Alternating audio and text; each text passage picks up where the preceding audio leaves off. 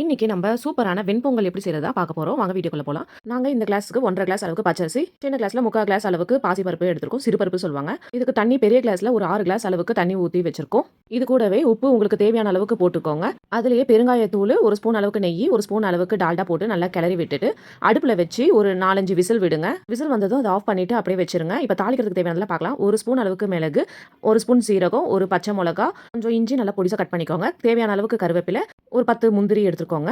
இப்போ நம்ம தாளிக்க போறோம். அதுக்கு தாளிக்கிற பேன்ல எண்ணெய் ஊத்திக்கோங்க. அதிலேயே 1 ஸ்பூன் அளவுக்கு நெய், 1 ஸ்பூன் அளவுக்கு டால்டா போட்டுக்கோங்க. எண்ணெய் காஞ்சதுக்கு அப்புறம் அதுல மிளகு போட்டுக்கோங்க. மிளகு வெடிக்கும், கொஞ்சம் பார்த்து இது பண்ணுங்க. அது கூடவே சீரகம், பொடிசா கட் பண்ண இஞ்சி, முந்திரி, கருவேப்பிலை எல்லாமே போட்டுக்கோங்க. நல்லா பொரிஞ்சதுக்கு அப்புறம் கொஞ்சம் பெருங்காயத்தூளும் போட்டுக்கோங்க. இப்போ நம்ம தாளிச்சதை பொங்கலுக்கு ரெடி பண்ணதுல ஊத்திடலாம். ஊத்திட்டு நல்லா கிளறி விட்டுக்கோங்க. சுட சுட பொங்கல் நல்லா ரெடி ஆயிடுச்சு. உங்களுக்கு வேணும்னா இன்னும் 1 ஸ்பூன் அளவுக்கு நெய் கூட போட்டுக்கலாம். நீங்களும் உங்க வீட்டில் செஞ்சு பார்த்துட்டு எப்படி இருந்தது கமெண்ட்ல சொல்லுங்க. தேங்க்ஸ் ஃபார் வாட்சிங்.